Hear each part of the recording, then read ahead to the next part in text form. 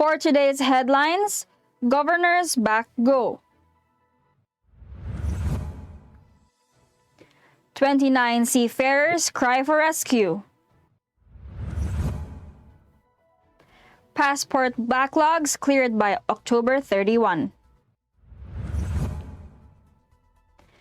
2 Pinoy public school teachers hailed. CIDG 7 steps up campaign versus private armies. Rookie cop faces dismissal. B-roll models candidates told.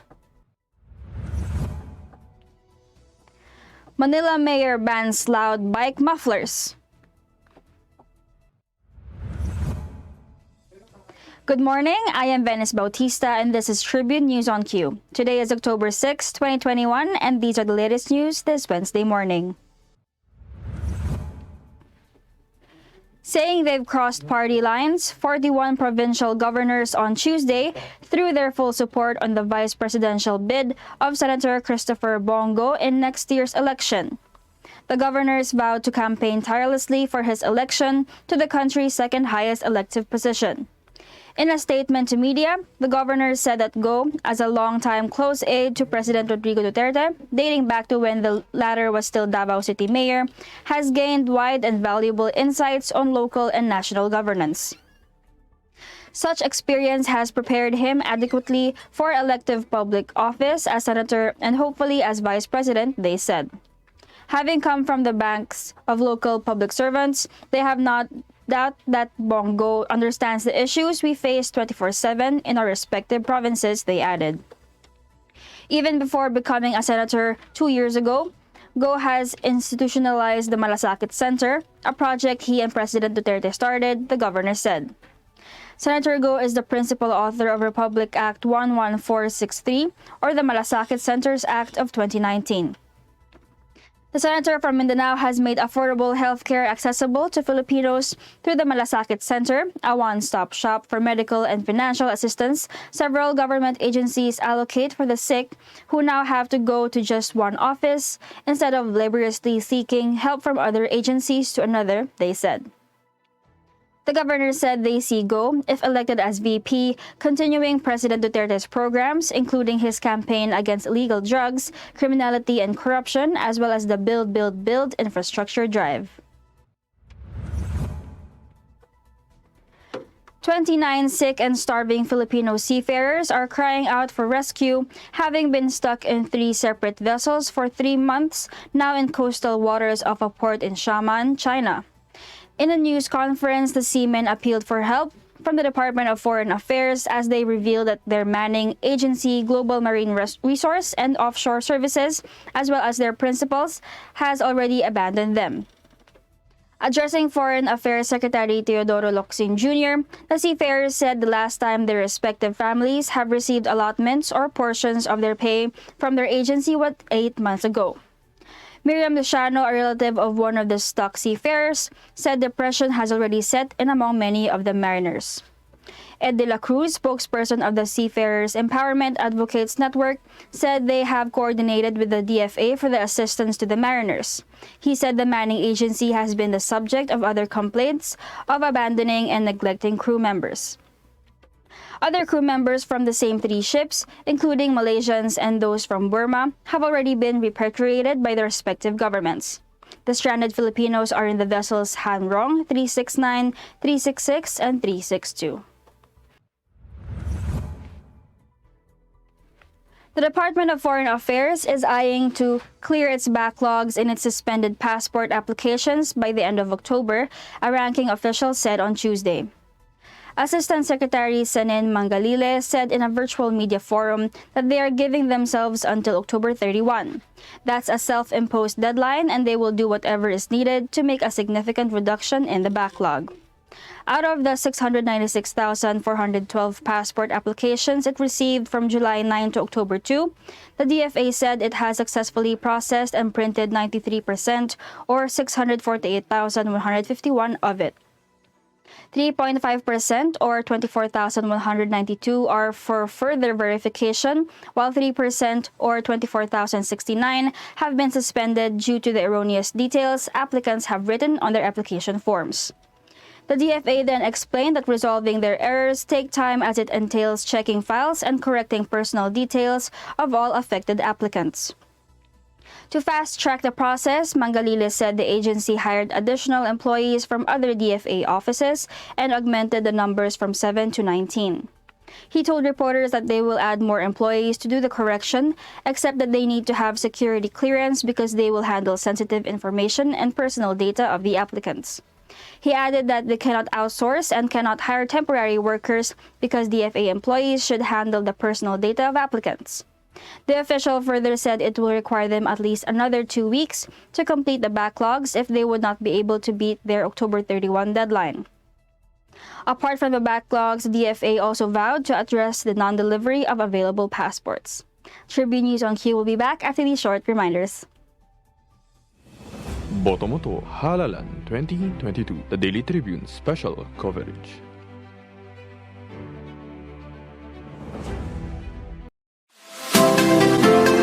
Magandang araw mga katribu! Narito na ang mga makakasama nyo tuwing umaga sa programang Gising Na. Roy Pelevelo, Comfy Manalo, Atty. Lia Badillo Crisostomo, Vernon Velasco, Kim Sancha at Chirk Balagtas. Abangan ang programang Gising Na mula alas 8 hanggang alas 9 ng umaga sa Facebook page ng Daily Tribune. Ilabas na ang mainit na kape at samahan kami sa inyong pag-almusal, mga katribo. Sama-sama natin alamin ang mga natatagong istorya sa mga latest na kaganapan sa loob at labas ng bansa. Simulan natin ang bawat umaga with good vibes sa mga informative and recreational segments ng aming programa. Maaari niyo rin ibahagi sa amin ang inyong opinion via Daily Tribune Facebook page at Tribune Now sa YouTube. Makichika na rin sa latest showbiz happenings, mga katribo. Kaya naman, magkita-kita po tayo mula Lunes hanggang Biyernes, alas 8 hanggang alas 9 ng umaga at magsama-sama po tayo sa Gising Na!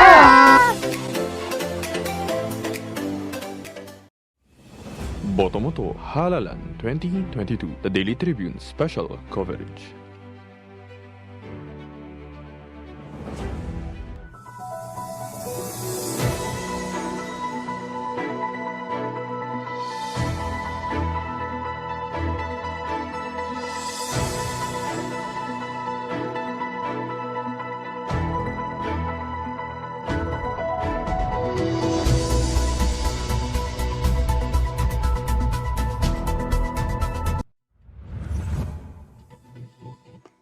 We're back on Tribune News on Q. The Department of Education recently lauded the outstanding achievements of 2 public school teachers and a student journalist for making it to the top 50 of Global Teacher and Student Prize 2021. No less than Education Secretary Leonor Briones expressed elation on the achievements of the 2 public school teachers and the learner, saying that they are a treasure for their innovations and passion, even amid the coronavirus disease 2019 pandemic. Shortlisted from over 8,000 nominations around the world, Teacher Bryant Akar from Lapu-Lapu City, Cebu, and Teacher Michelle Rubio from Sorsogon City earned a place in the top 50 of the Global Teacher Prize, a prestigious awards body that aims to recognize the efforts of teachers and their impacts not only inside the classroom but also in their communities. Apart from the recognition, the winner of the Global Teacher Prize will also receive $1 million in prize. Akar, who teaches at the Science and Technology Education Center Senior High School, not only helped his students thread the difficulties of online learning during the pandemic but also provided opportunities for his students to be scientists. He built a makeshift laboratory in his school and trained students who became winners of different national and international science competitions. Meantime, Rubio, who teaches in Calao Elementary School, created a techno class home and turned her car into a reading car, where she would take reading lessons and broadcast them on Facebook. She also pioneered Resort for Learning, where a part of the school is decorated with beach decorations and a mini library with an internet connection to support distance learning. In the Global Student Prize category, Anselmo Catalia, a senior high school student in Quezon Science High School, also joined the top 50 finalists out of 3,500 nominations across 94 countries. A wide reader as a child, Catalia is currently the editor-in-chief of his school's official student paper, The Velocity, and a budding social entrepreneur. He eyes to dedicate his possible $100,000 winning to building mini libraries for remote public schools. The selection committee or the prize judges will select 10 finalists out of the 50 on October 2021, and from there, one winner per category will be chosen. The announcement and awarding of the winners will be on November 2021. The Criminal Investigation and Detection Group in Central Visayas, or CIDG-7, launched its campaign against private armies and loose firearms that may be used in the coming May 2022 elections. According to Police Colonel Ireneo Dalagdog, they are now coordinating with other police units as there is a big chance that some candidates may avail of the services of private armed groups for their benefit during the election period. Dalagdog said they will intensify their campaign against loose firearms and private armed groups because the private armed groups could be used by those who have already filed for candidacy in the coming 2022 elections. However, the CIDG official noted that they are still in the process of identifying these armed groups operating in the region and assured that these are strictly being monitored. Meantime, Cebu Provincial Police Office Chief Police Colonel Engelbert Soriano said that they are not discounting the possibility that private armed groups continue to operate in Cebu.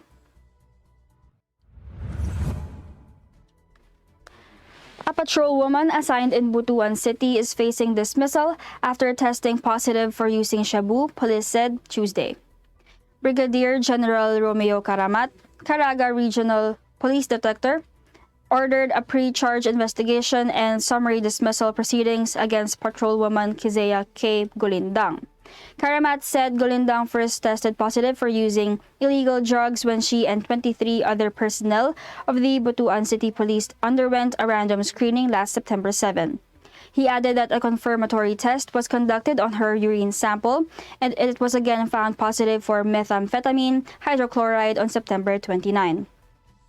Under Karamat's watch, she is the second cop who tested positive for illegal drugs during random drug tests. Again, he warns all of our PNP personnel not to engage in drugs and other illegal activities. Tribune News on Q will be back. Stay with us. Botomoto Halalan 2022, the Daily Tribune special coverage.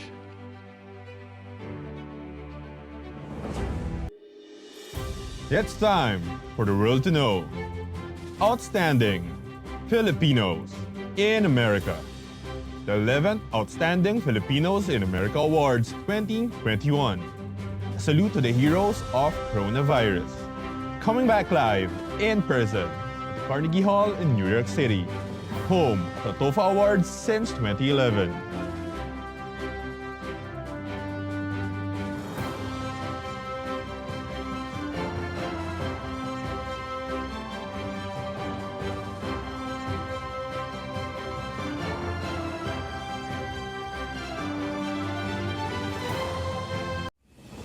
Botomoto Halalan 2022, the Daily Tribune special coverage.